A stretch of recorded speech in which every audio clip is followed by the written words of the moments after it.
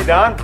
What's going on, Jesse? I'm pretty excited for this test today. Well, you should be. This is great. And first of all, thanks for joining me here at our Harvey Performance Innovation Lab. I know last time we did a test like this, we were down in our lab in Tallinn, Connecticut. So really cool to be up here in Maine.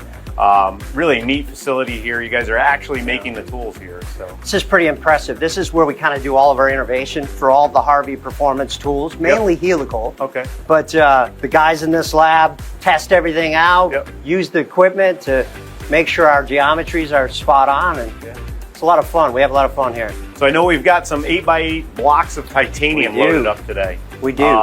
So what was your thought on this test? All right. So we discovered a while ago, during COVID actually, that using a different method for machining with titanium, titanium's a difficult material, using a different method and moving some of the heat around and some of our radials and axials, we can actually prolong our tool life and actually put our tool in a stable environment.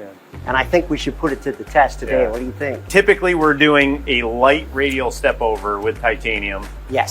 What are we running? What are you seeing out there typically is being run for SFM? Okay, so I'm glad you say that. So normally we're running a higher SFM, a light radial step over to get the best performance out of our tools, right? So what I like to do is take that 400 surface foot, pull it down to a manageable level, 220. But we're gonna take our radial from that light radial, that 6%, we're gonna max that thing out at 27%. In tie. In tie. Nice. 27% with a 6 flute at 2 times diameter. And I think, that's why you're here, I think we're gonna see better results. Okay. So we need to get a baseline first. Let's cut it with that light radial step over, that typical machining, right? And then we'll compare that, we'll wick things up, we'll wick things up, we're actually gonna go slower with this bigger step over. So the part that I kind of came up with, I wanted to make something neat, something that, you know, said Harvey Helical Solutions, right? So I did the Helical Solutions emblem. We'll cut that in a piece of 8x8, and I think this will give us a good baseline to test from. Yeah, and this is grade 5 tie. So this is TI6AL. We're not cheaping out with like grade 2 or something like that. It's a little bit softer. So this is gonna be a good test. All right, so we've got it loaded up on the machine. Let's push the green button and see what happens. Let's do it. So we cut the baseline. I mean, it cut great. It did. That's that light radial. Remember, we're going with traditional. I say traditional even though it's high efficiency. Light radial, heavy step over, and we're feeding it with chip thinning. Right? Heavy step down. Heavy step down. Thanks for correcting me on that. I appreciate that. Thanks, buddy. So for feeds and speeds on this, we were running about 3,000 RPM, 115 inches a minute. That translates to what in chip load? So we're about 6 thou 7/10 feed per tooth, which is about a 3 thou chip load. Right. And Mastercam, I'm able to do that when I programmed it. That's right. I'm able to turn on radial chip thinning and see that actual chip load of 3,000ths, and that's what we're running here. That's very critical to get the optimal performance. About 400 SFM. I do see some interesting behavior on the floor here. What do you think about that? I would say it's questionable, but the tool sounded okay. It cut well. It's probably just dragging a chip or something like that. So I'm not really concerned about it, but it is something to point out, that's for sure. Well, let's get the part out of here. Let's do it. If you want to grab that, and I'll get the tool unloaded, and we can take a peek at the tool here. All right, well, take a peek at that and tell me what you think. You're the expert here. All right, so it doesn't look bad. Decent looking tool. But this is typical to what we would run. This is how we would run this. But I think there's a better way. I think we can get more performance out of these tools. You got to understand something. We ran this for what, 15 minutes? When we're running in titanium, you're going to expect 2, 3, 4 hours. So the actual cycle time on this was 1620. 1620. Okay. So now do you want to try a different method and see if we can do better? We'll flip the material over. We'll change out to a brand new tool. Load it back up, and we'll reprogram this for that heavier step over that you were talking about. We're going to actually go down on the SFM, right? The key is dropping the SFM. We call this HREM, heavy radial efficiency machining, right? So we're going to drop the SFM. We're going to increase the radial. It's going to look like it's running a lot slower, but the cubes are going to be the same. We're going to remove the same amount. So do you think we're going to have a similar cycle time, or we're actually going to run faster here? In studies I've done before, I think we're going to run faster. I think we are. We'll see what Mastercam says. Okay, we'll see. All right, well, let's copy this down, Don, and we'll set it up for the larger step over. Sounds good. So what are you thinking for cut parameters here on step over? Well, I think we're going to get aggressive. I think we go 27%. What I want to do is bring the surface foot down, right? Take care of that heat and get all of our MRR out of the radial. All right, so we were at 400. You're saying you want to bring that down. And I'm going to shut off radial chip thinning for this one. Yep. All right. Let's go 220 surf. All right. So that is going to get us, I think, a lot less built-up edge because the heat at the cutting edge should be less. Okay. So we're at 27%, 220 SFM. What's our feet per tooth here? Feet per tooth, we're going to go 2,7/10. It's an odd number, right? All right. 2,7/10. So around 27 inches a minute. 27 inches a minute. All right. All right. Well, let's let this generate here. Well, I'll get it posted out, load it up on the machine, and let's run it and see the results. Let's do it. All right, so Don, this looks like it's running a little slower. I mean, you kind of talked about that. I'm glad you noticed that because a lot of people assume it's running slower, but it's really not how fast the machine's moving. It's how many cubic inches you're removing. And we're seeing some serious chips hit the side of the machine. We are removing exactly the same amount of cubes as we were with the light radial and the heavy feet. So we should be around a similar cycle time, or you think it'll actually be quicker? I think it's going to be quicker when it's moving around a lot. Less moves. 100%. Yeah. 100%. Well, there's the tool with the heavier step over. All right, well, let's take a look at that cutting edge and see if we made any differences, got better or worse. Looks good. Yeah. Nice and clean. Yep. So that's what you're looking for, right? That build up on the edge. What we're trying to do is eliminate the heat, look at the abrasiveness of the cutting edge, and then just kind of see where our wear pattern comes in. And this doesn't look bad with a heavy radial. Yeah, and I did notice before I pulled the tool out, our cutting time now, 14:20. So we're less. Yeah. So remember we were talking about it looks like it's going slower, but yet we're removing more cubes. Yeah, I mean the chips here, definitely a different look to them, a lot thicker, bigger than we were getting before. Basically what we think is happening is we're optimizing the cutting tool, right? We're putting it in a good situation, we're letting it just eat, and you get better results. Yeah, and floor looks a little different as well. Yeah, that's one thing I wanted to point out. If you take a look at the floor finish on this one compared to the other one, you have a lot more burnishing, right? A smooth, blurry finish.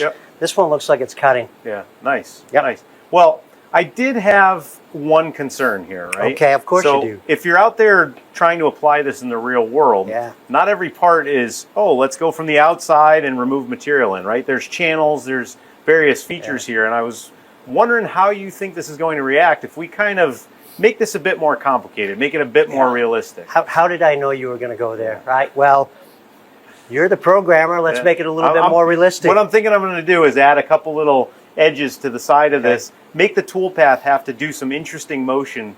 We're still going to be maintaining that step over. We're going to let Dynamic do its job. But I'm interested to see if the tool life suffers or what we get for a result here. Yeah, a couple more chip pockets and things like that. Evacuating titanium chips is not easy. And making a heavy chip could be difficult. Let's give it a try. Check it out. So what I'm thinking, Don, is we add these little corner pieces. And what that's going to really do is force the dynamic toolpath to do some irregular motions, right? We're not just coming from the outside in.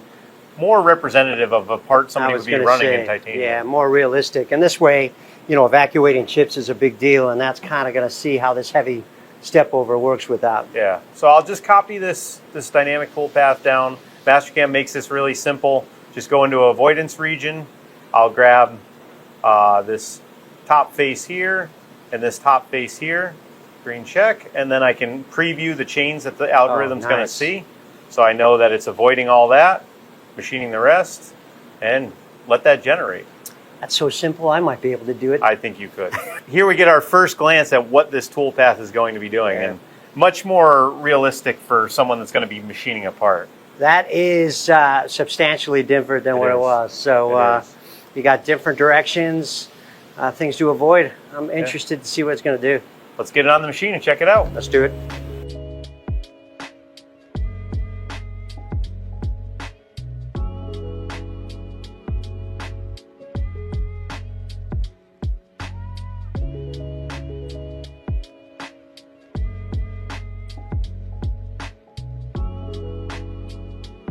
All right, Don, it worked good on that part too. Sounded good. It did. Yes. It did. Let's take a look. Yeah, it looks great. You've got that different pattern that we were expecting. Yeah, heavy radial. I mean, it's the same kind of concept. We were able to get the chips out. Yep. I think it's a better strategy. Yeah. And the tool looks good, but again, you're not going to really see it Yeah. until we put these tools under the microscope. And you know what we need to do now? What's that? We need to put them under a microscope and take a look at them. Well, I mean, it's good that we're here because you guys have the equipment. Yes, we do. Absolutely. Let's go take a look. Let's go check it out. Come on.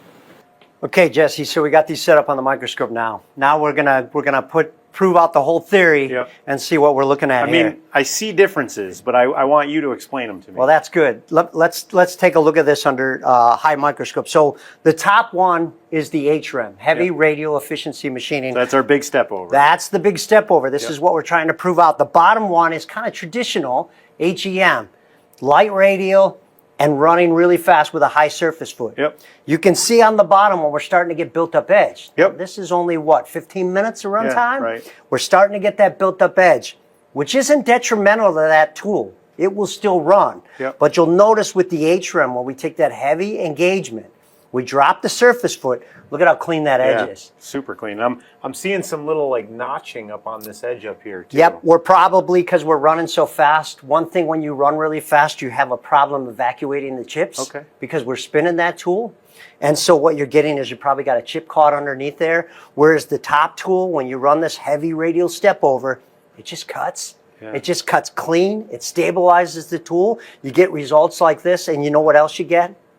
5-6 hours of cut time in titanium. Yeah, no kidding. It's pretty impressive. Yeah. It's pretty impressive. Yeah. So, I mean, you talked a little bit about chips, and I brought some of these. Yep. I brought some of these guys over. So that is the chip from the HREM, you know, that big step over. Yep. And these are the chips from that lesser step over. Now, you know, I immediately see the difference here, right? Yep. But can you explain why we're getting that finer chip and like the more twist to the lighter step over? Well, one thing that's great with titanium when you're cutting titanium is it curls the chip really tight. Yep. Which is one of the reasons we can take a heavier step over and still evacuate the chip with a 6 flute. What you're getting here is that rake angle on the end of the tool is just curling that chip really quick. It's putting a lot of heat in that chip. It's putting a lot of heat on the cutting edge, and you're getting a really tight curl. Yeah. We can maintain that curl with a heavy radial. We can put more heat into the chip, evacuated, even though it's titanium, and we get really good results. Because I have to imagine, because that chip is larger, you've got more mass to that chip, right? Yes. So it can actually store more heat on its way out. 100%. And the end result is a clean cutting edge, Yep. more tool life, more cutting time, and the same MRR on both of these tools. Yeah, that's what it's all about, right? Yeah, Getting those cubes off the part. And I think we reduced the cycle time on the heavy we radial. did, yeah. There was a slight reduction there. Absolutely. Great results. I'm really happy with it. I'm happy it proved out what we thought in theory. What we thought, what you knew. What we thought in theory. It's great that you guys have the equipment here where we can see that. I know you've seen some of these results out in the field, but to test it in a lab environment really proves the theory. Well, one thing, if I can give a little plug, is we have an incredible innovation lab here at Harvey Performance. The things we're doing are testing these types of things in the lab, different materials, titanium, stainless steels, so we can get these results, prove it out in the lab before we even put the tools on the shelf. Awesome. Well, thanks for having me in today. Thank you, Don. man. It was great. Awesome. Always a pleasure. Awesome. You bet.